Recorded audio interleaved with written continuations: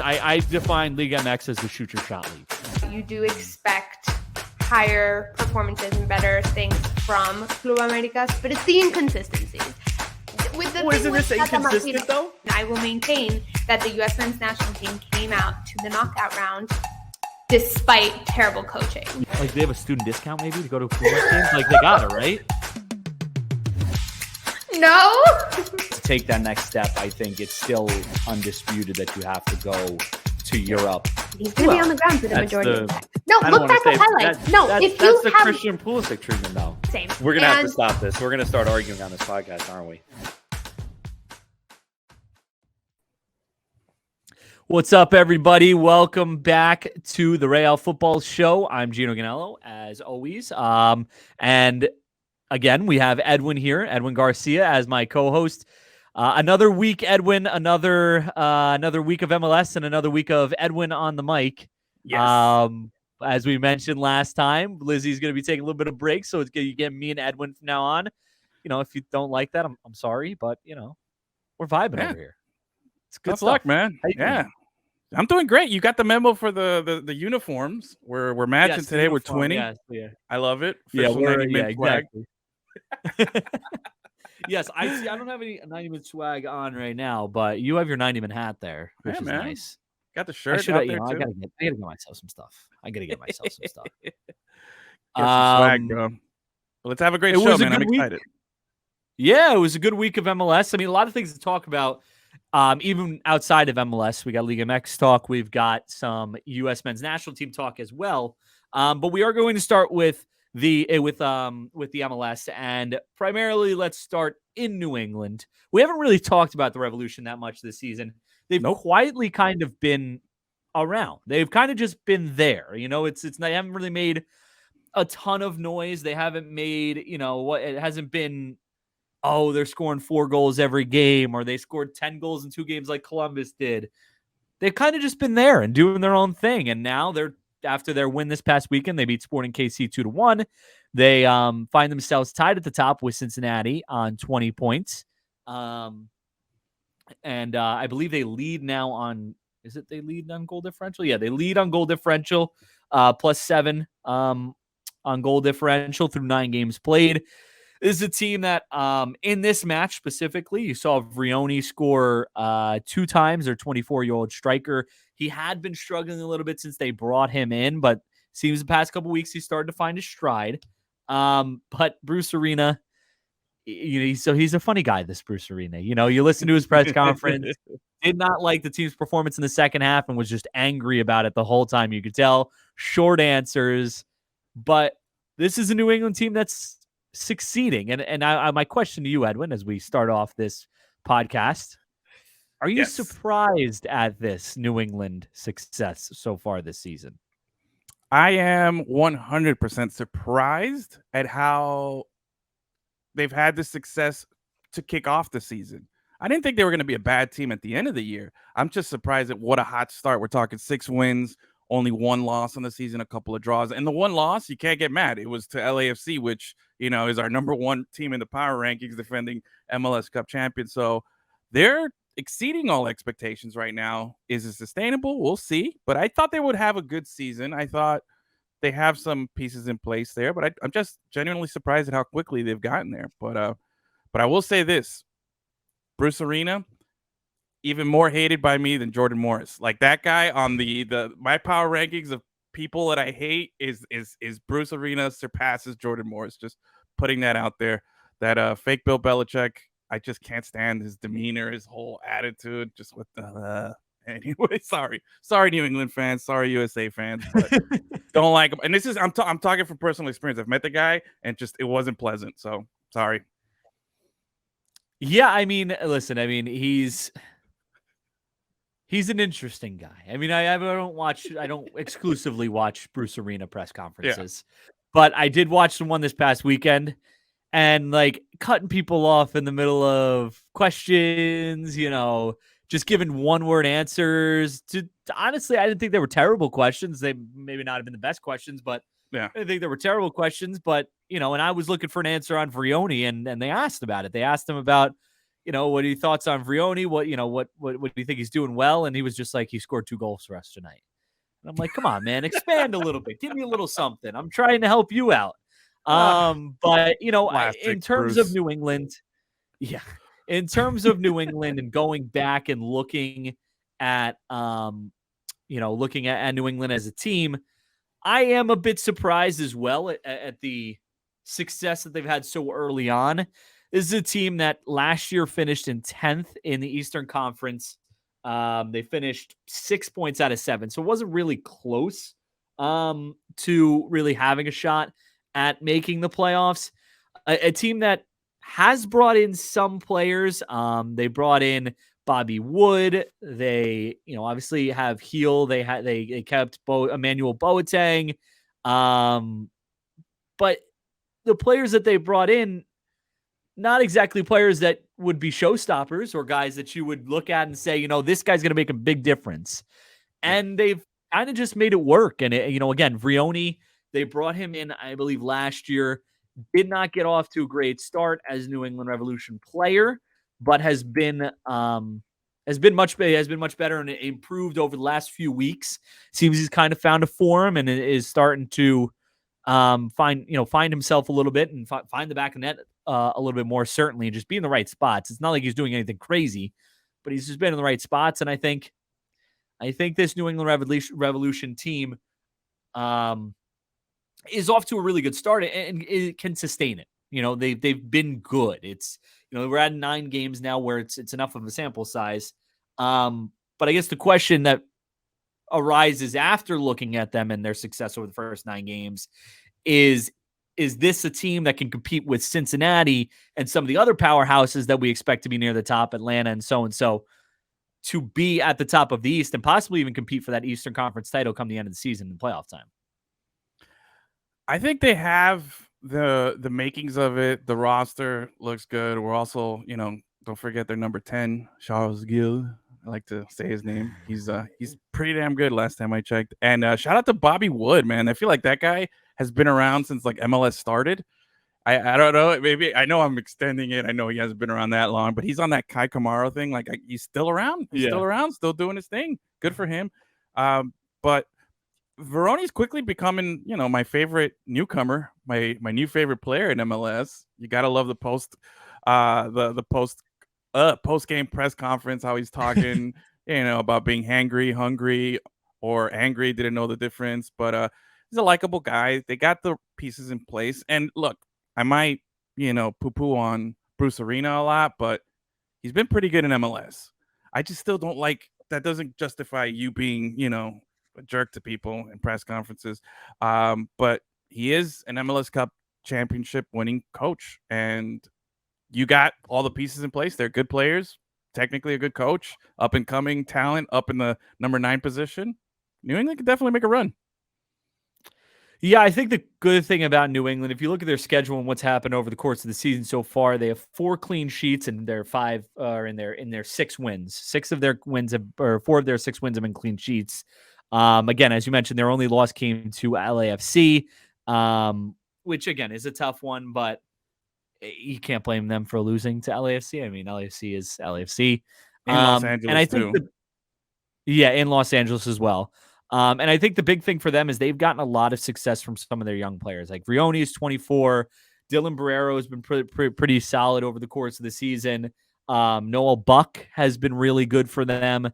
They just have a lot of talent that's young and up and coming, and they seem to have developed a lot of young talent. And I think, the question becomes, will that young talent hold up in high pressure situations? But I think so far this season, if you look at the sample size that we have, I don't see that there's, based on what we know about the Eastern Conference and what we've seen about the Eastern Conference, I don't think there's any reason to believe that New England can't be near the top of the Eastern Conference and competing for that title come the end of the season. So yeah. I think it's, things are looking up in New England for sure after a difficult season last season. And they're a fun team to watch. They're a fun team to watch. And shout out to Dylan Barrero. Yeah, man. My Colombian, there's a lot of good Colombians out in the league right now, man. I like seeing that. I like seeing the Colombians well represented in MLS right now. I did want to mention one thing. I'm looking at their record here and who they've played. I want to just do a quick little dive. into this 6-1-2 start that they have. And looking at it, they're doing exactly what you need to do, which is beat the teams that you're supposed to beat. Don't have those like head scratching losses. Like, how did we lose to this team that hasn't won a game? Which it feels like so many teams do. They've knocked out those teams. They haven't struggled against them. 4-0 over Montreal. Montreal's struggling. It's a bad year for Montreal, but they went in there. They took care of business. You like to see that. They're coming off a 2-1 win over Sporting KC. Same thing. Now, you have the LAFC loss, which you can write off. Then you have a 1-1 draw at home against NYCFC, which we'll get to. It was an up-and-coming team also as well on the same trajectory. But the other little concerning, I guess, other than that, they took care of business. Not even a nice win against Nashville. In Columbus, 1-1 draw. Maybe you could dissect. That was another top team in the conference as well. But again, the important thing is win the games that you're supposed to win. Beat those teams that are struggling, that shouldn't give you any issues, and most importantly, stay healthy, which thankfully they've done up until now. So New England on the come up, man. I like it. Yeah, I think the Columbus one was on the road too. Columbus, difficult place to play. So definitely a tough one. Houston, the beginning of the season, maybe not as difficult as I would think they are now. I mean, this is a team that, again, we'll talk about in a little bit, but, keeping a clean sheet against them and scoring 3 goals against them seems to be a pretty big feat when it comes to them nowadays. Charlotte, again, another team that had a rough start to the beginning of the season, but seems to be evening out a little bit now. So the wins are there. They're over teams that are solid teams. Like you said, they got to beat the teams that are in front of them. And again, I think New York City FC and Columbus, those are difficult places to, those are difficult teams to get results against right now. And I think a 1-1 draw is perfectly fine for this point of the season. So, definitely a team to look out for in New England. They play actually tonight. The U.S. Open Cup starts tonight. Yeah, I was about to say. Play tonight. They'll play Hartford Athletic tonight before they actually get a top 2 matchup in the Eastern Conference on the weekend. We get New England versus Cincinnati. So we're going to get a really good idea of where New England is this week when they take on Cincinnati. But that should be a really fun one. That one's going to be in Foxborough. So that should be really fun. That's going to set the bar. Who's the real king of the East right now? Cincinnati or New England? I'm going to give the edge to New England right now because they're at home. And as we've seen in MLS this season, if you're at home, you're going to win most of the time, unless you're Inter Miami or Montreal. That's about it. Everybody else is struggling. So yeah, really, really good stuff from them, and then definitely an eye to keep out. That's probably the game. Honestly, I haven't looked at the rest of the schedule, but off the top of my head, that's one I'll definitely have my eye on. Is New England Cincinnati this week, and it'll tell us a lot about both of those teams. Let's move on now to. We did talk a little bit about New York City FC.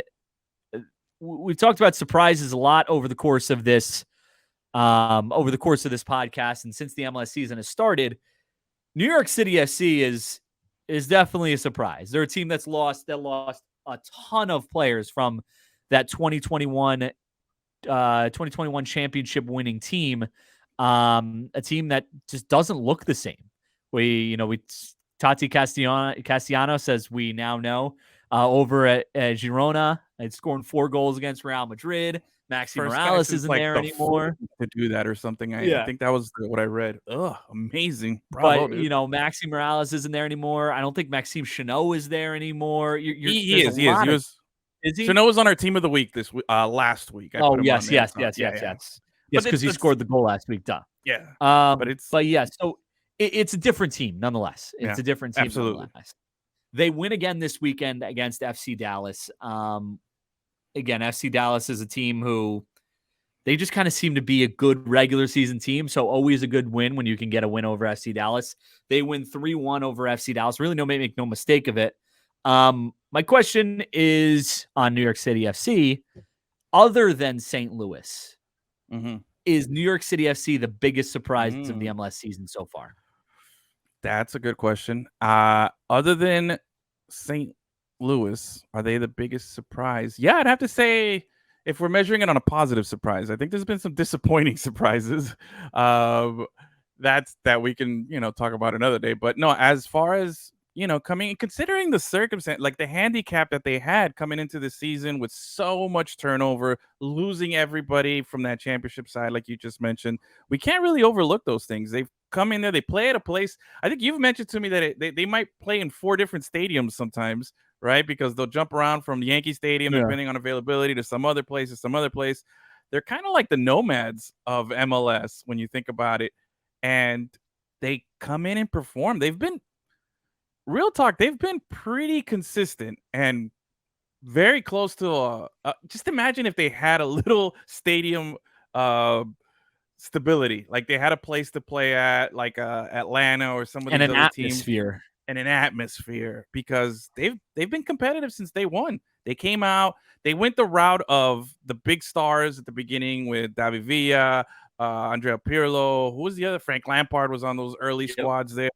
Then they said, no, we're going to go South American. We're going to find some young guys in there. They won an MLS Cup. They've only been around since 2018, right? This is like their 5th year, I believe. I think before that. I think it's been longer than that. I think they came out in 18, though. I'm pretty sure that was their first season. So we're looking at 5-6 years. They haven't been in the league that long. And they come in here, they basically, I don't want to say rebrand, but they changed their whole philosophy into this, up and coming young guys. We'll find some South American kids, and they have incredible success. They win a championship, and now this is like their 3rd evolution. Now they've lost all those guys. They're trying to see which way to go, and they're having incredible success right now. They're really up. They're really, a genuine surprise. They're playing well.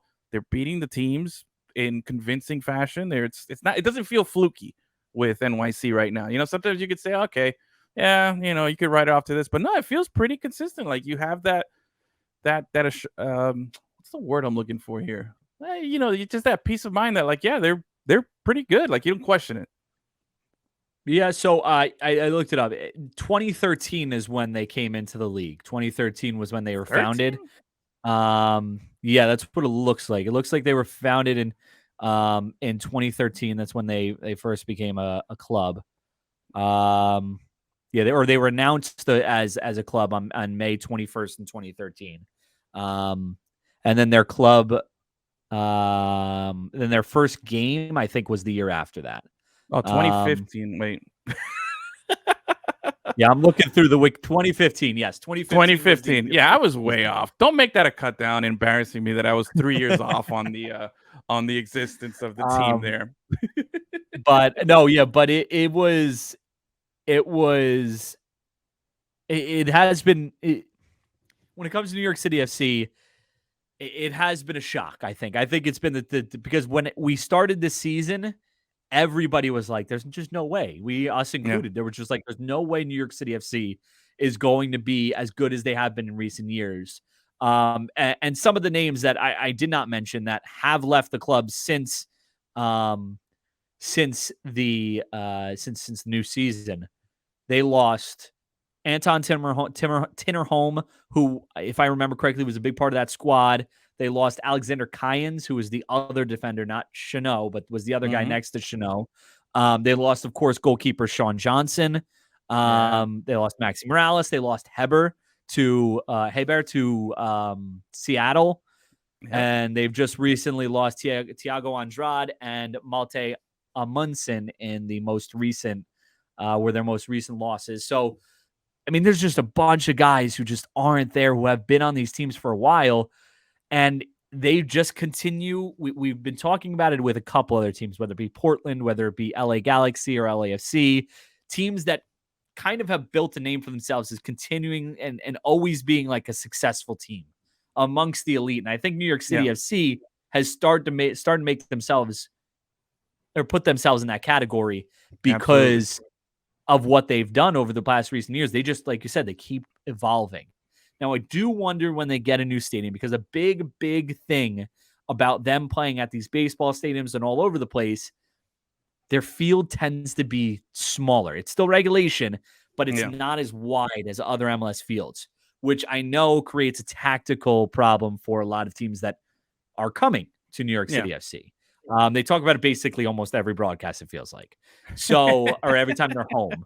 every time they're home. So I do wonder when they move into a new stadium and they presumably have a more regulation sized field, if that creates as much of a home field advantage as it did at these other stadiums. Yeah. But I guess you could I kind of, think- but I think it affects the style of play of other teams, which if you're a team that plays wider, that's a problem.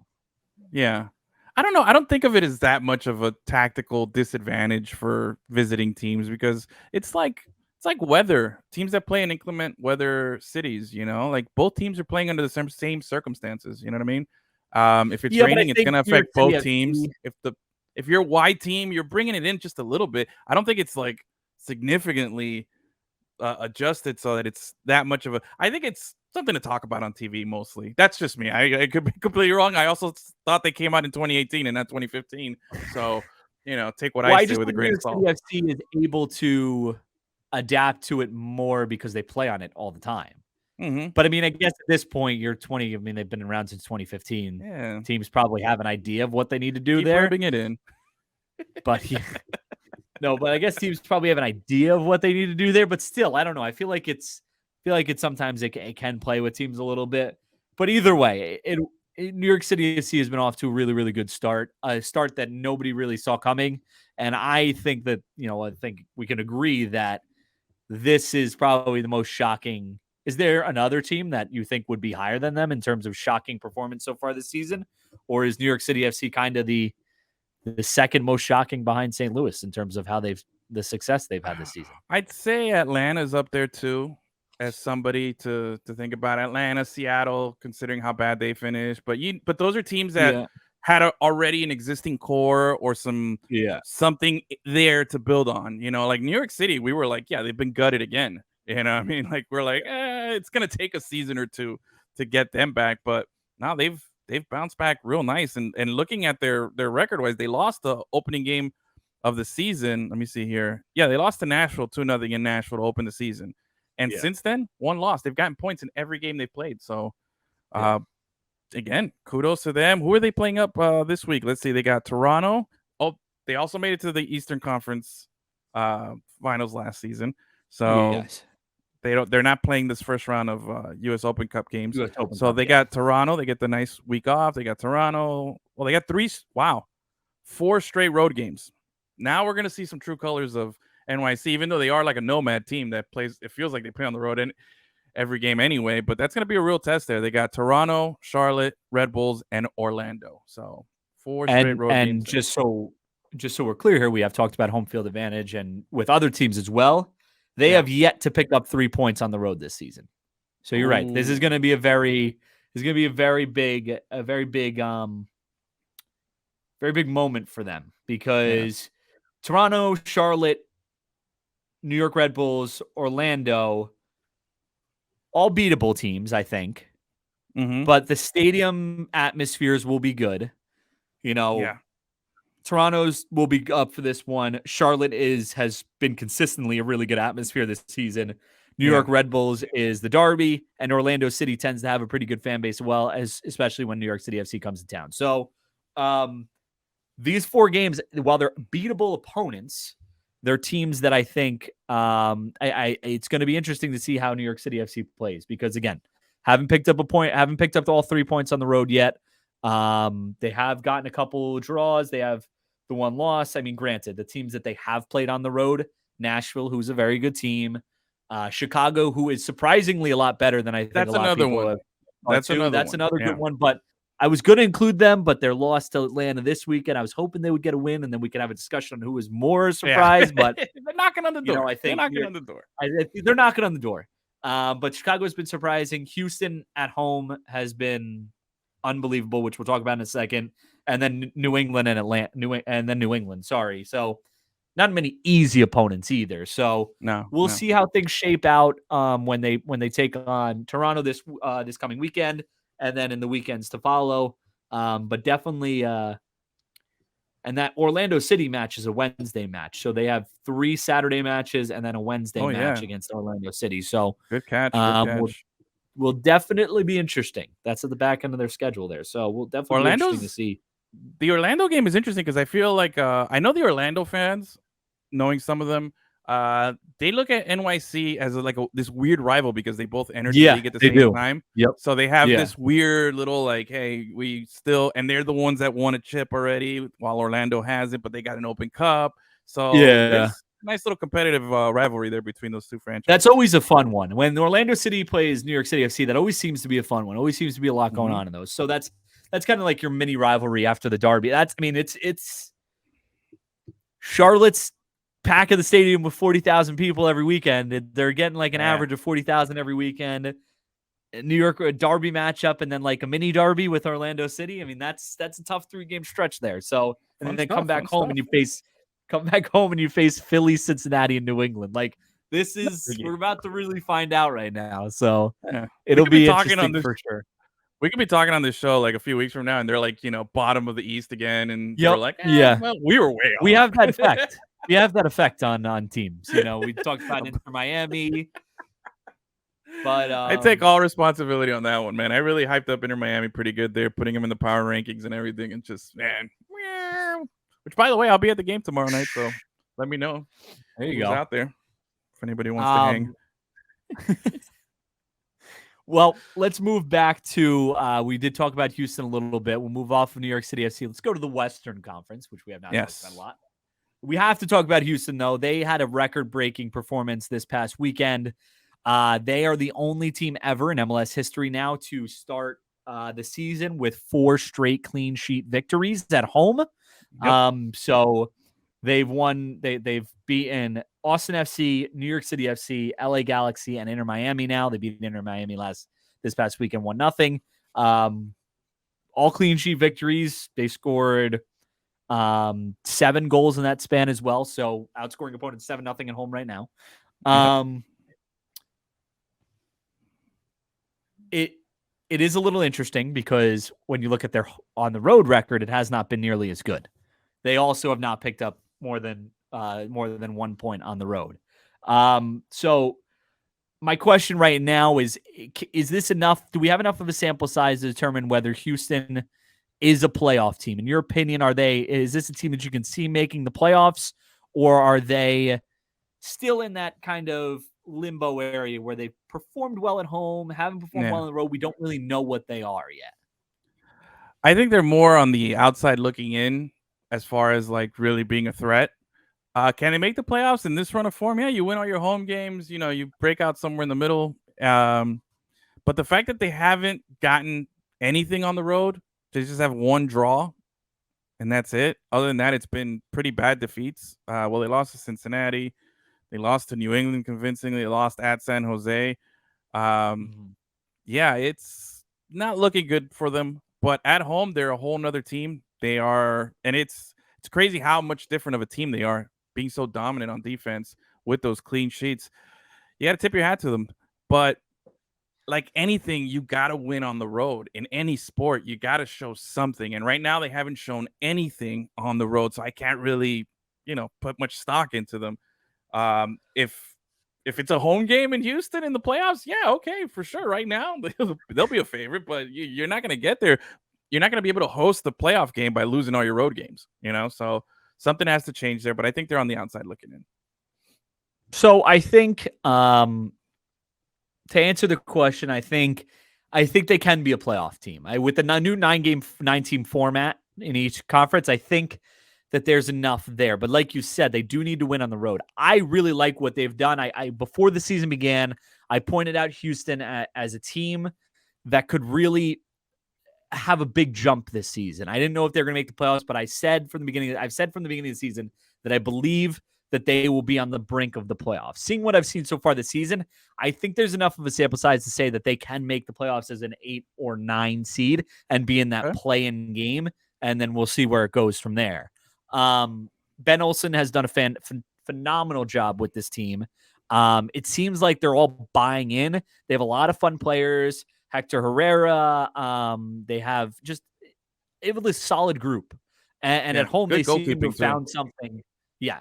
And at home, they seem to have found something that can at least maybe hold them together until they can figure it out on the road. Because they're not just winning games at home, they're keeping clean sheets at home, which is huge. But again, like you said, you have to win on the road. And you have to win on the road if you want to not only make the playoffs, but go on a run in the playoffs. I think this Houston team can make the playoffs, but I'm going to say probably the play-in game. I don't think they're going to make the playoffs outright. I think they're going to have to play in the play-in game before actually making the playoffs. With that said, though, I want to play a little game. Let's talk about this playoff situation. Yes. Let's go through all the teams that are under Houston. Houston currently 6th place, right? Let's go through all the teams, and we'll say yes or no to whether we think they will, or whether you think Houston will be above them or under them in the stand, or under them standing. So let's do above or let's say finish above over or under. Finish under. Okay. Over under. So the first team is Minnesota. Man, Minnesota's the opposite. They can't win at home. They're the complete opposite. They've gotten all their points on the road. I'm keeping them under because eventually that road will hit you. But if you can't win at home, you have nothing going for you. So I'm going to go under on Minnesota. I'm going to say over on Minnesota. I think that they've been better. I think Minnesota will finish over Houston. I think they've been better than a lot of people expect them to be without Manuel Reynoso. I think that's another reason right there. You just said it. They don't have one of their best players hasn't played yet. But Reynoso, I don't know if he's ever going. I don't know if he's going to play. I know you just like the coach. I do like the coach. I do like the coach, but I think that they're like a solid team. They're on a 3-game losing streak right now, but they're like a solid team. They're a so solid I think 3-game losing streak team. That's what it is. Listen. I think they're a lot better. I think they've proven they're a lot better than a lot of people think they are. But I mean, they beat St. Louis. They're the only team to beat, or one of two teams to beat St. Louis. Yeah. They were the first. So, I don't know. I think Minnesota finishes over them. The other team, the next team is Vancouver. I like Vancouver. I feel like they've just had some bad luck. And this is probably all because of your love for Vancouver is probably rubbing off on me. I probably wouldn't care as much about Vancouver if it wasn't for you constantly putting them in everything that we do. So I'm going to go over with Vancouver. How about that? See, I'm going to say I've watched enough Vancouver Whitecaps. I'm going to say under. They can't win games. They can't put the ball in the back of the net. They just can't do it.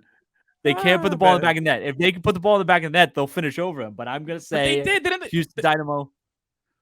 But they put up 5 in a game, right? Didn't they? Well, that was a Champions League game, That was the Champions League. Yeah, that was Champions League when they put up 5. Yeah, you're right. I'll still go over. So I'm going to say Vancouver stays under. Real Salt Lake. Real Salt Lake, man, I tried to. They got a couple of they think they got a Colombian kid in there. See, I judge it also by how many Colombian guys are on the team. Real Salt Lake, let me see, where are they right now? 9-13. I think they're a little right now. Yeah, they're 4 points behind. I think it's gonna come close, but I'm gonna say under. I agree. I'm gonna go under as well. Yeah. I'm not sure that they have enough. They've won a couple games recently, but they haven't looked great in a lot of the games that they played. Portland. Man, Portland. Lots of Colombians over there. Portland has there's not that many Cubans in MLS, so when those guys show up, I'll root for them. But no, Portland has the fan base, the stadium, the heritage, everything. They've just been like stalling. They had the big win against Seattle, and then they just they can't get into gear. And shout out to you. You said last week that the Galaxy would be more sustainable than than Portland turning it on in the 70th minute because they were so bad for 70 minutes and then playing well. They laid a stinker this week, losing. I forgot who they lost to this week. Portland. They lost to Cincy. Yeah, that was a big game coming off a big win. It was a good statement game. They really could have made it. And I know it was close. I think it was 2-1, but still you lost, and that's just not a good look. And it just kind of continues to feed into that narrative of them just stalling for me. But even though they're stalling, I can't imagine this being like the whole season. I feel like eventually, you win some games on accident. I mean, you eventually you hit first gear, you get to shift it to second, and you start picking up steam. I think only because I'm so low on Houston that I think they'll drop low enough that Portland can pass them. Does that make sense? I don't think Portland's going to jump in on like a Yeah. top 4 spot, but I think they'll leapfrog Houston in the bottom there. I think Portland will also jump. They have problems defensively right now. They're scoring the goals, but they have problems defensively. I think Portland does beat or go above Houston as well. So right now I have Minnesota and Portland above Houston, which would then drop Houston down to 8th right now. So we have 4 teams left. Austin. All right. I could give you these rapid fire. No. Okay, go ahead. 4. No. All 4? Austin is very head scratching. They're there. You pointed out that there's not much difference between them and Inter Miami as far as like, expectations, performance, everything. Again, 2 for 2 on you, bro. Good job, man. Getting some points this week. Austin, I haven't seen anything. I haven't seen anything from Austin. I want to see them pull something off, maybe have like a decent win. How did they do this week? They lost 2-0 to the Galaxy, who's even lower than them. So, yeah. All those teams after them, it's the mountain is too big for them to climb right now, and I haven't seen anything for any of those 4 teams to really jump that far up to pass Houston, let alone I would agree. I am going to say no for all 4. I think the only team that actually realistically has a chance, and this may surprise a lot of people, but I think the Galaxy is the only of those bottom 4 that actually has a chance at the playoffs. Someone's buying in that Galaxy stock. I like it. All right. I am buying the Galaxy stock. I don't know. I feel like they might have caught something here. Ricky Puig scored. Geno scored this weekend. Austin's not good, but he's suspended though. He got another yellow, I think, so he's missing the next game. So we'll see. But I think LA Galaxy is the only team that can possibly make a run at that playoff spot. So there you have it. Yeah. I mean, we went through all the teams. I don't see. I mean, I think you had one more team above Houston than I did, so that would put maybe Houston 9 or drop out. I think that's where they are, though. I think they're probably they are an 8 to 10 team. Anywhere in 8 to 10, I think, is where they finish. I do. So we'll see. I agree. I gotta say, Go ahead. Oh, I was just gonna say that we should also acknowledge the fact that Houston should be the official team of the show. Hello, Houston. # hold it down. We have the same colors. We're repping black and orange and white. Like, I don't see why they haven't reached out to us and said, hey, man, we'll send you all of our players and stuff. That would be that's an easy win there for us. But yeah, I think so. I'm glad we're not talking about Inter Miami. It's just such a disappointment. I was about to say, do we need to? I feel like we've exhausted this. We've beaten this dead horse. Tomorrow, I'm going to the Open Cup game where it's probably going to be an open casket funeral for Phil Neville and his coaching career, because I think they're going to lose to the Miami FC. They go by the Miami FC, by the way, which I love. So they're going to lose to the Miami FC, and I think tomorrow is really going to be the last day of the Phil Neville. Ohio State. Yeah, it's going to be the last day of the Phil Neville reign. I don't see them winning. The only thing I'll say is what I said last week, which was they had 2 weeks. Phil Neville had 2 weeks to draw up the best game plan that he's ever put up together in his life to have everything prepped. He had 2 weeks to study one opponent, come out there, and he tried to play tricks. He said, oh, these guys are not going to play, the new guys, but then he had both of them starting or in the lineup. Like, he tried to play mind games, and I think he just, outsmarted his own self, and just there was not a single good thing about the game this weekend. And I watched every second of it, just scratching my head going, oh my God, like, here we go again. And you had the worst possible outcome, a 6th straight loss, and they haven't scored a goal in a month. Okay. Yeah. They haven't scored a goal in a month. And the last time they scored, they lost. So there's just nothing going for you. Sorry, Phil. Nice guy, but adios, man. Tomorrow it'll be the end of that reign, and we'll see who comes in to fill up. But yeah, it was just ultra disappointing that you had that much time to prepare and you came out and laid an egg again. I mean, if you look at it, you look at, when was this match against? March 4th was their last win. They won, was the last time they got points, March 4th. Yeah. And put it that way. The game against Chicago, they scored 2 goals in that game.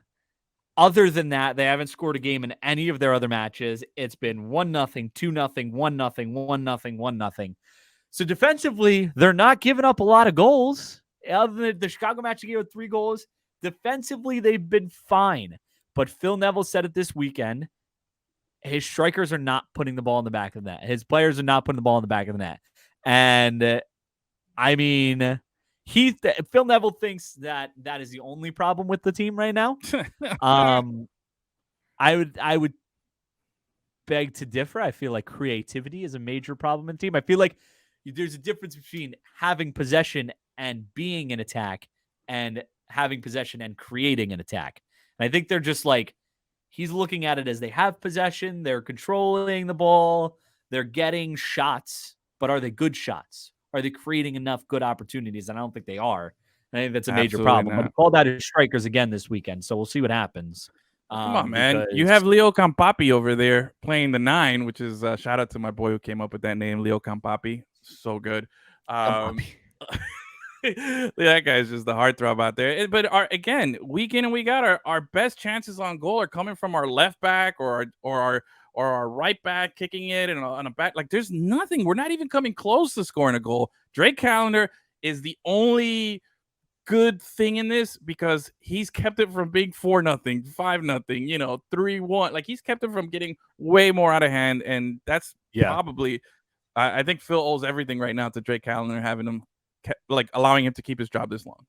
Because he's been very, very solid this season. But I think, like you said, I think it's almost time for Phil. We'll see what happens on Wednesday, but I think it's almost. I'll report time live. Yeah, follow on our IG stories tomorrow. You'll see.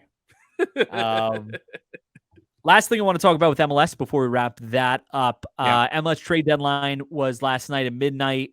Trade and transfer deadline. So that was the last time teams can bring in players by either trade or transfer before July 5th, I believe, is the next window opening. Yeah. So other than free agents, of course, if it's a free agent, obviously they can sign them at any point. Not much here, not many eye-catching things, but is there anything from the trades this window that really caught your eye over the past few months since the season started? Not so much, really. Yeah, not really for me. What I have is just like the another, just to add on to the misery that is my fandom of Inter Miami is just, they get rid of a young center back who I thought had potential to be a great center back in MLS, who's had his good moments, Mabika, and they traded him for general allocation money, like $100,000 in 2024. Like, I don't see how that helps us out now, and I don't see like how that's going to be a great fit for us 2024. Like, it just, again, I don't see it. I feel like you can never have enough center backs. You definitely need all the help you can, especially when, we're getting pummeled on defense. Like, these guys are taking a beating. No, it's just another head scratching move by Inter Miami there for me. For what you got in return, just $100,000 in allocation money. I don't know. It's weird for me, but yeah, that's what stood out to me. Again, I'm just keeping it on that scope of locally, but across the league, I don't think there was any big, big like headline grabbing moves this little window. But I do think we're going to see some stuff come July for sure. Yeah, I think, like I said, there wasn't many eye-catching things. I think there were a couple transfers that really stood out to me as the big ones that could have an impact on teams. Like LA Galaxy made a couple of moves on the trade deadline for players that are like U20 players, younger players, which I think is a good move for them. I think maybe it's time for them to kind of give in to LAFC a little bit and just let them dominate for a year or two, and just build a team that can compete with them and then take over them with a bunch of young talent. I think that's not a bad idea. Obviously, it's not the best idea because you don't want to think about your team just being like, oh man, like let's let the crosstown rival be really good and us suck. Yeah. But and then I think the other two that stood out, the RSL Charlotte trade was an interesting one for me, with Shinyashiki going over to RSL and Justin Miram coming over to Charlotte. I think Shinyashiki, he was the reigning rookie of the year, or not the reigning rookie of the year. He's the rookie of the year in 2019 when he played for Colorado. I think that's a player that could help RSL. Yeah. And Miram is just he's a talented player who's been with RSL for a while. So I think that one is a good one to look out for. And then Christian Dahome from my beautiful Vancouver Whitecaps. He goes to DC United. It's just another attacking option. He's actually had a decent amount of success. I think he might have some more success in DC. That seems to be the consensus. So we'll see. You got to watch out for that. But I think those are the two big ones that really stood out as ones that could have an impact immediately. Other than that, not really sure if there was much else this transfer deadline day. Can you name the players in that trade again one more time? Shinyashiki, Andre Shinyashiki, Yes. and Justin Miram. Oh man, I got 4 Shinyashikis there from you. I love it. I love it. A good move for DC. I think a little quiet, and we don't talk much about him because there hasn't given us much reason to talk about him. But hey, Benteke got a goal. They've won 2 straight road games. Goal, yeah. Could be. That's how you got to get a snowball to grow. You got to build the ball first. You know. Yeah. We could be in a few weeks looking at. I haven't looked at the schedule. I'm just total reckless speculation right now. Haven't even looked into it, but you never know. This could be the early motions of that growing into something. We'll see. We'll follow up on that on another episode. But yeah, that's all I got for MLS. I tap out. What do you want to talk about next? Yeah, we got to talk a couple more things to talk about. We have 2 more things to talk about. We got to talk about Liga MX. That's going to be in a little bit. But before we get to Liga MX, we have to talk about some U.S. soccer news. They finally hired a sporting director that will oversee all operations of United States soccer, whether it be women's, men's, youth academy, whatever it may be. His name is Matt Crocker. He is a former English FA head of development teams and former Southampton director of football operations. He'll start full-time August 2nd, but will help in the hiring process of the next head coach. He did say today, I believe it was, and let me just pull it up because I got the notification. He did say today when it comes to looking for a new coach, he wants the next coach for the U.S. men's national team to be forward-thinking and aggressive. So that's a little bit about him. I believe he was with Southampton from 2020 on. So you can kind of base his talent scouting, I guess, at if you look at Southampton over those years. Obviously, this year not so great. They haven't been so great, but I was about to say, Southampton has been for the better part of 8 or 9 years now a solid team in Premier League.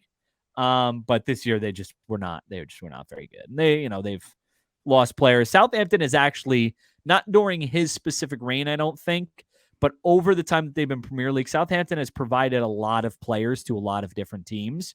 They're like they remind me of like Borussia Dortmund. They're just a factory, or they're at their best. They're a young talent factory that produces guys out there. They just don't have the success of keeping them there long term for whatever reason, finances or not. Borussia Dortmund, they do a little better job of keeping some of these guys. They don't let all of them go away, but I feel like there's some similarities there between those 2 clubs in their development. Yeah, I mean, let's just look at an article from last year, from June of last year, went over this a little bit. I mean, they've sold just to Liverpool alone, have sold Virgil van Dijk, Sadio Mane, Dejan Lovren, Adam Lallana, Nathaniel Klein, and Ricky Lambert, all within the last decade. On top of that, they've produced the likes of Gareth Bale, Luke Shaw. Again, these are players over time. It hasn't been specifically in Crocker's reign, but it has been a Southampton staple to create these types of players and then sell them off. Absolutely. For money, which has been a large part, I think, of why they've been able to stay in the Premier League for as long as they have. It's in their DNA. Yeah. Yes. We don't need to spend too much time on this. We don't know too much about him.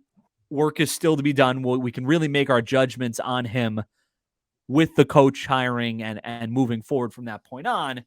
But as a hire for the U.S. Soccer Federation, as the sporting director, what are your thoughts on this hire? I mean, to be honest, I'll probably have to defer to Dan since he's the Southampton fan. I got to ask him what he thinks about this guy.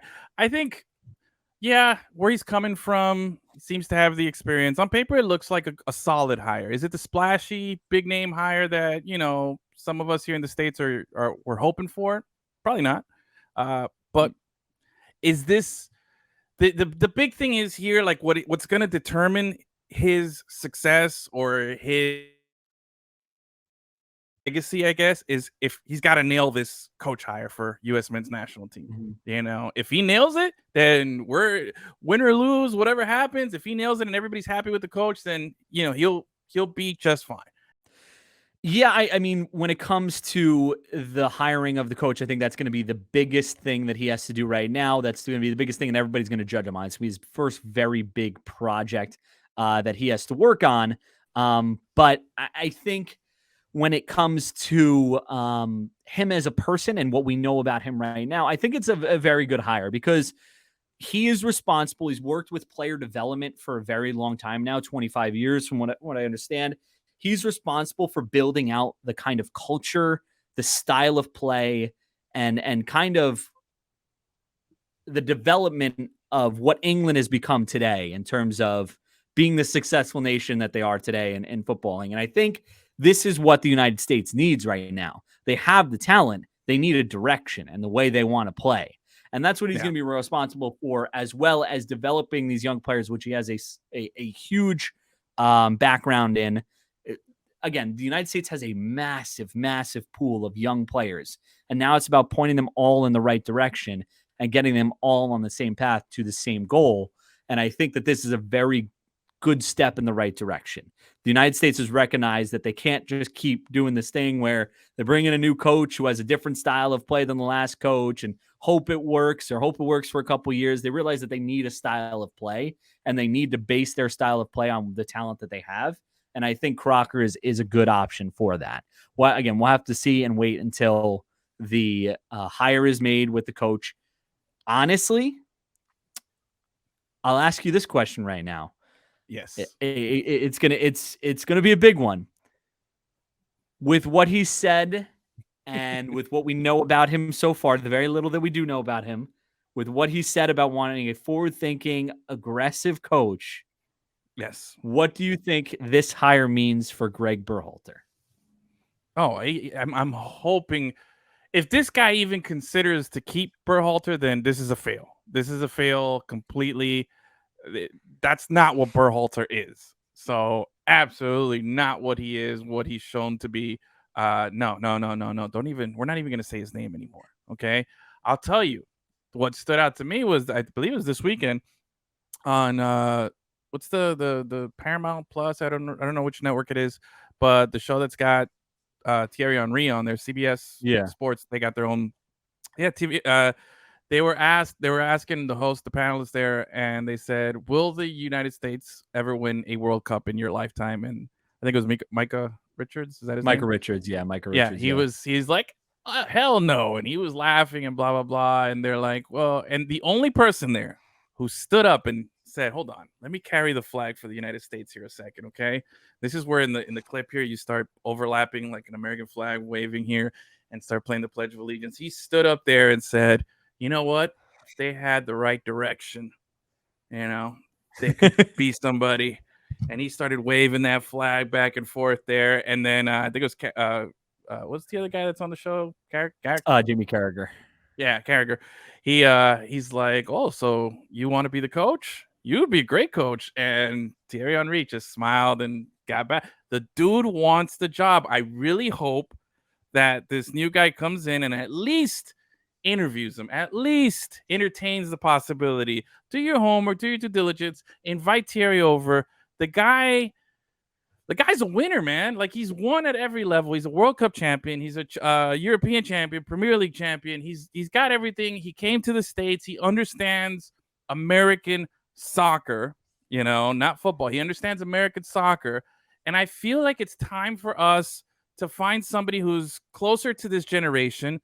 Because look, Klinsmann, he was great. I thought Klinsmann could have been that guy. But when Klinsmann got here, he was so far removed from the generation. He was a guy that was great in the early 90s and, late 80s. And he couldn't connect to the players like that. I think Thierry Henry is still somebody that's fresh in a lot of these young guys' minds.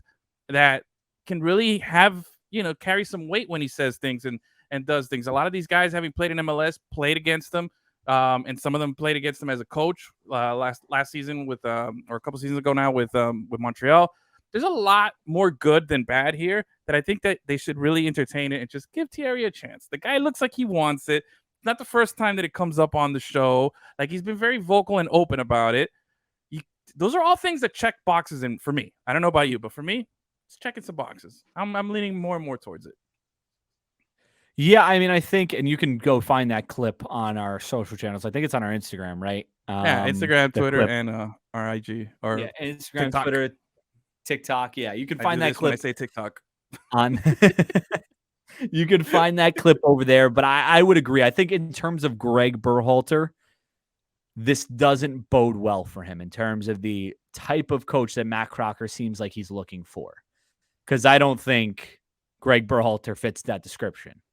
I think the only thing that Greg Berhalter currently has on his side is the players, honestly. I think that a lot of players have come out vocally and said that they liked playing for him, and they liked what they had built. But I don't, again, from a fan's perspective and what we've watched, again, I don't think he should be the coach, but we'll see. When it comes to Thierry Henry, he's the only guy on that panel that had any experience with the MLS and with U.S. soccer. I mean, Jamie Carragher and Micah Richards, they could see it from afar, but Thierry Henry was in it. And like you said, I want a guy who wants the job. I want a guy who wants to go in there. And I think you can take a risk realistically this season with hiring Thierry Henry, with the way that the World Cup format is going to work out for the U.S. this year, or this cycle, and the fact that they don't have to do qualifying. I feel like they can take a risk with Thierry Henry, see what he has, and if it fails in 2 years, you still have time to switch over to another coach and still have another year and a half until you have to realistically make a decision. Still another year and a half before the World Cup. So I think there's room to make the mistake, but I think you want to give it to a job. You want to give the job to a guy who wants the job. I think Thierry Henry wants the job. I think he would be an exciting hire. Managerially, I don't know if he's had the success that a lot of people would like to see on his resume, but he has been a part of that Belgian national team coaching staff for the last few years, dealing with a ton of top talent behind Roberto Martinez. They did not succeed as well as they would have liked to succeed, but they have been one of the top teams in the world. They didn't succeed in the cup, but they did succeed in the lead up to the cup because they were a team that people were looking at like, oh, okay, they're going to do some damage. They just didn't perform. They just were never able to get the trophy. They were always near the top, but just that golden generation ran out. And again, the United States has a very big player pool of talented players, and it's growing bigger every single day. And I think we need to focus. And I think the reason that this is a good hire is because we need to focus on what is going to be best for the United States, not just for the next 4 years, but for the next 20 years. And I think creating a culture and creating a way of playing and building that way of playing us outside of a coach is probably a good direction to move, so that there is a definitive style of play with the U.S. men's national team, as opposed to every 3 years they change their coach and it's something completely different. As we've said so many times, none of us felt like the system that the United States men's national team played fit the players that they had under Greg Berhalter. It seems now that they realize that, and now they're looking for play. Now they're looking to build a system around the players rather than the coach, or the coach having a system that he wants to build in. So that's a big step in the right direction for me.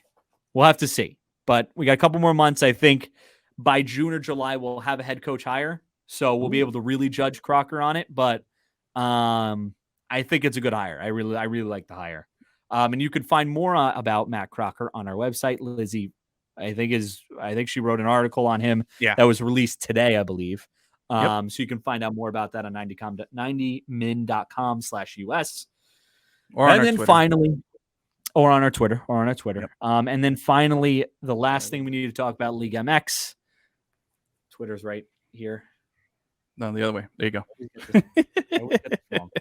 The Twitter's right there. Last thing we need to talk about, Liga MX. There was a couple big stories Monterrey won the Clausura regular season title with a win this past weekend over Mazatlan. Yeah. Honestly, a tie would have done it because Club America tied Pumas, so it didn't really matter much.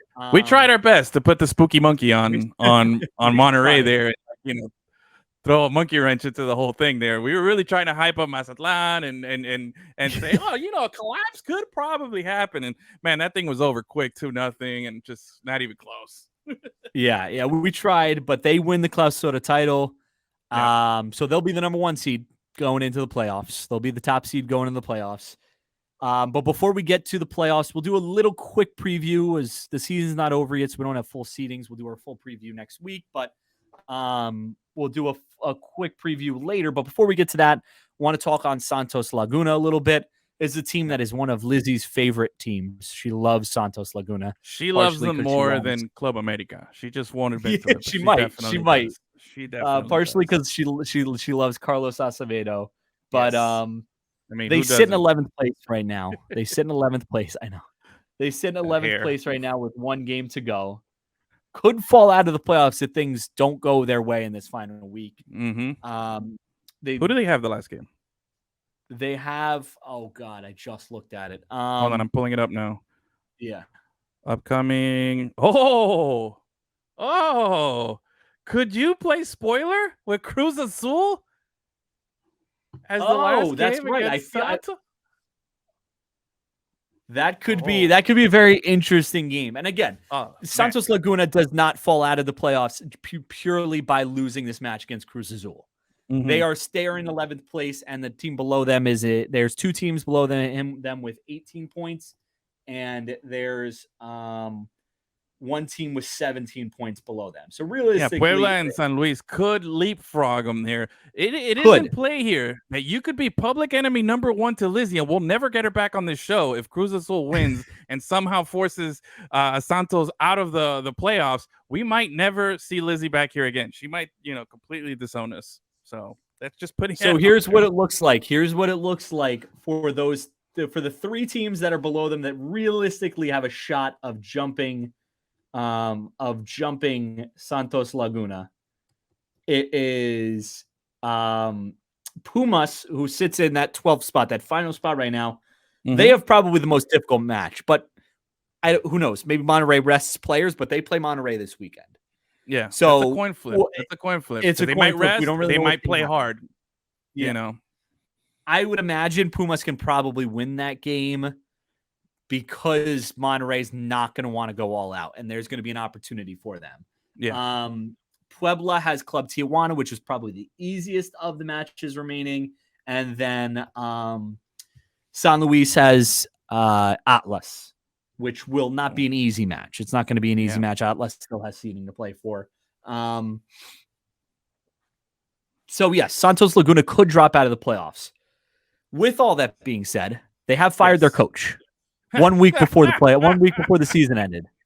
1 week before the season ended, they fired their coach. Man. This is coming off of an Apertura that was very, very good. An Apertura that led to them losing a lot of their talent that they had, which Lizzie has explained to us is something that happens to Santos Laguna a lot. Southampton / Borussia / Santos, all in the same category. / Santos Laguna. / is there an MLS team that falls under that same category? I think FC Dallas at one point had. They were They were the little breeding ground, but I don't think they are anymore. But yeah. But yeah, so they fired their coach 1 week before the end of the season and before the playoffs start. Mm-hmm. Was this the right move for them? Or should they have given him some more time considering the situation? No, considering the situation completely. No, you keep that coach there. He could be a lame duck coach. You keep it till after you secure that playoff spot. Win, lose, whatever, you get it. You're going to get rid of that coach. You get rid of him after what your fate is when it comes to the playoffs. You don't can the coach a week before and then no, because it's unfair expectation for whoever the interim coach is. Like, hey, did you make the playoffs? No, well, you're gone. Like, just bad juju all around. If he was a lame duck coach and you were going to get rid of him, then just wait it out and just either see what your destiny is first before you just commit to just canning the guy a week before. I can't even recall a situation like that in any other sport. Like, that's just crazy to think of.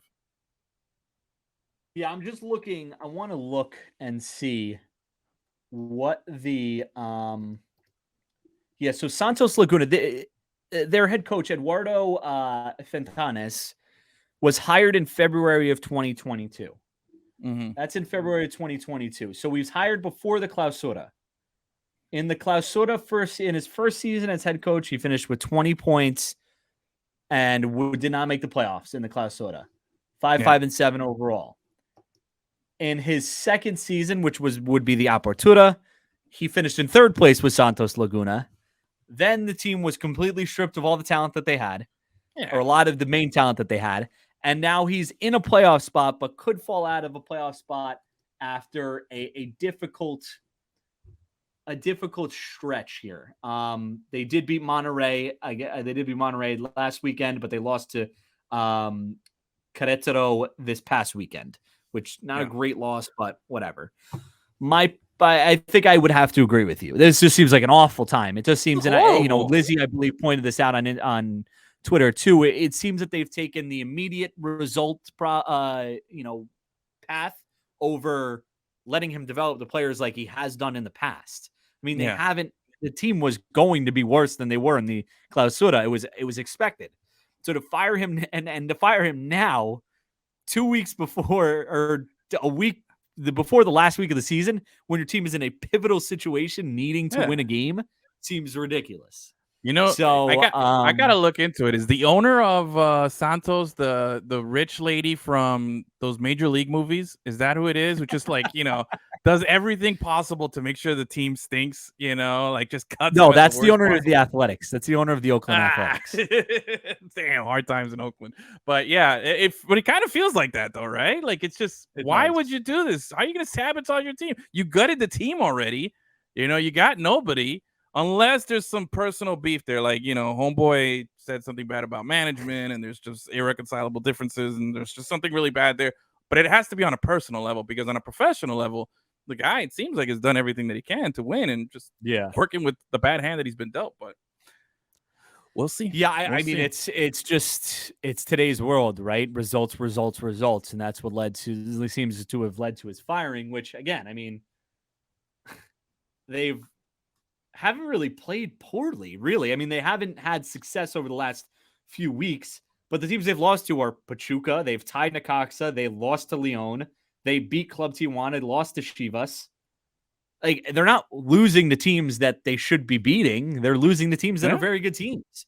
So, it's a perplexing decision for vocabulary word there, SAT word. But it's a weird decision to do right now, but we'll see if it pays off. High risk, high reward, right? I guess. I don't know. Yeah. Before we wrap things up, though, I want to ask you, we know who the leader is in we know who the top seed is in the Clausura playoffs right now. I'm going to give you one question. Do you want Monterrey or the Field in this year's playoffs? Ooh. And why? Monterrey or the Field? It's a good way to put it here. The betting man would take the Field always, as good as Monterrey's had of a season here. And the fact that I'm not a Monterrey, whatever, Rayados, is that what they're called? I'm not one of their, I'm not part of their hincha here. Not yet, but if they send me a free jersey, I'll be Monterrey all day, throw up the M's. I'm a free agent fan. I'll take the Field just because it'd be the smart thing. I don't think this run that Monterrey's on is that, like, it's not Tiger Woods. Like, you remember, like in the Masters, it was always like Tiger Woods or the Field, and it's like, I'm taking Tiger Woods. Like, it doesn't matter. I don't feel that way about this Monterrey team. I know this breakdown of the season into two like mini seasons. It's it's 17 games, I believe. It's still small sample size. Like, it's not as dominant as like a full season of it, but I'll take the Field. I am going to take the Field as well, and I will give you the team who I think is going to win it at this current moment. But let me give you my explanation first why I think Monterrey is not the team. I think they've shown some chinks in the armor the last couple weeks, and I think that worries me. If they tied those games or beat the opponents that they should have beaten, I would have said absolutely it's Monterrey that I really have no questions about it. I think they're going to run. I think they're going to win it. But I think that with the slip ups that they've had, they've showed some weaknesses. Yeah. And with that being said, I genuinely think my thought process is going to tell me that I think Club America win the Clausura this season. What? That is my pick right now. I think it's going to be Club America as much as I don't want to cheer for Lizzie's team. But throughout the entire season, they have been solid. And they hit a stride, and they've kind of just been rolling. You know, they haven't won every game, but they have picked up points when needed. They've only dropped points once all season, or they've only dropped all 3 points once all season. That was to Pachuca when they lost 3-0. Yes. So my guess is that Club America win the Clausura title this season. I got 2 points for you here. 2 counterpoints here. First off, you said that Monterrey is showing some kinks in the armor. Kinks. I don't know the word there. My vocabulary is much more perplexing than yours. Okay. No, I'm not even sure if I used the right word, if I'm being honest. That's classic Edwin right there. So you mentioned that they lost a couple of games that, caused suspicion, but I could argue, if I wanted to take the Monterrey side here, which Monterrey, again, I'm taking your side here. This is another reason why you should consider, making me a fan. Wouldn't you say that you want to have those things, those lapses and those, down performances before the playoffs, as opposed to a team that's riding all the way high and hasn't faced that adversity of rebounding from a bad game, which I feel like they have. They took care of business this week against Mazatlan, and we'll see what they do against Pumas. So that's my first point. And secondly, I think you picking Club America, is a very clever way of you covering for the fact that Cruz Azul could eliminate Santos and therefore eliminate our friendship with Lizzie on the show. And by you choosing Club America is a way to get her back. It's like a safety net, that once that happens, we'll still have her as somebody who's part of the show. I think that's a clever, and I commend you for it. I commend you for it. That's a very, very good idea. Very well played hand right there. So I'm all for it. Yeah, why not? Let's go. Club America. Listen. I mean, that may be a factor, yes, but I don't think Cruz. Honestly, I could totally see Cruz Azul losing to Santos Laguna. So, listen. I mean, Club America. I don't know. They've just been so consistent, man. They've been so consistent. They've had one game all year where they haven't scored a goal. They've scored a goal in every single other game. They haven't been shut out at any other point all the season. If you look at the table, they have a plus 14 goal differential, which is up there. Not as good as Monterrey, but up there. And they get goals from everywhere. Like, if you look at Monterrey gets goals from a couple different places, but they have 2 main guys. They have Gonzalez, they have Bertarame, and then Funes Mori are their 3 guys. When you look at Club America, it feels like the goals and the assists are coming from everywhere. They have Henry Martino has 14 goals, but then they have guys like Valdez behind him who has 6 goals and 5 assists. Rodriguez 5 goals, 3 assists. Zendejas has 3 goals and 2 assists. So it's like there's a lot of different places these goals and these assists are coming from. I feel like they're a more complete team, especially since Malagon has gotten a net over. I believe it was Oscar. Oscar Ramirez is the backup goalkeeper's name. Yeah. Oscar Jimenez. Sorry. I just feel like they're a very complete team, and I think that if they can shut down Funes Mori, that kind of takes away a lot of options for Monterrey. Whereas if Monterrey shut down Henry Martin, they still have goals coming from Valdez, Zendejas, Rodriguez. They got goals coming from all over the place. Yeah. So that's my reasoning. I agree. I think that's a good point. And honestly, looking at it just on the record alone, that one loss and that one and only loss to me holds a lot more weight than the 7 draws that they've had, because that means that even though 7 draws, they're not 7 losses. So that means that they stepped up and really protected when they needed to protect. So I think, and they have the goal scoring. They have the goal differentials not, much in against them. So I think there's a lot. Those two teams are much more alike than the record shows, and therefore I'm taking the field. I don't think Monterrey is that above. But again, Monterrey, holler at your boy. Get me some swag. Holler at your boy. I'm in. Holler at your boy. I'm in. That's our brief preview of the playoffs. We'll go over. It Nobody next week breaks after down. this. Nobody breaks down Liga MX as good as us right now, Ben. That was Nobody phenomenal. does. There's That was nobody. phenomenal. Mm-hmm. That That was great. I didn't think I was. That's the when I look at our show sheet, I'm like, okay, yeah. Oh, Liga MX. Then at the end of the show, I'm like, man, I had the most fun doing that. Yeah, I think, we break it down really well. What are you gonna, like it. we break it down really well. But that's not. We're gonna break it down even more in depth come next week when we get the actual playoff seedings. We know who's in, we know who's out, we know the standings, we know who's playing who, we know the brackets. Once we get all that, we're going to do a deep dive into that. So stay tuned for that. But that about wraps it up for us today. March Madness now, yes. That about wraps it us. And May Madness. Yes. Ooh, yeah. May, right? Yeah, May Madness. There you go. Mexican May Madness. Yeah. I know you're trying to dismount here. Let's go. That about wraps it up for us today. But that's it for us today. Make sure you continue to follow us on all our social channels. 90min US Twitter is right here. Yeah. Right below me. You got the Instagram on the other end. Yeah.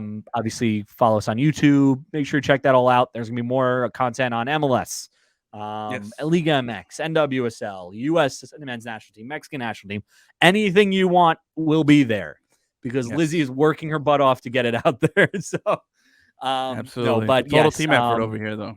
Yeah, team effort. No, everybody's killing it. And, we want you guys to just see the work that we're putting out because we love it and we hope you guys love it too. So make sure to check that out. We'll be back next week with match day 10 review and a Liga MX preview of the playoffs. And it's going to be a fun one. So stay tuned and we'll see you guys next time. Peace. All right, everybody. Adios.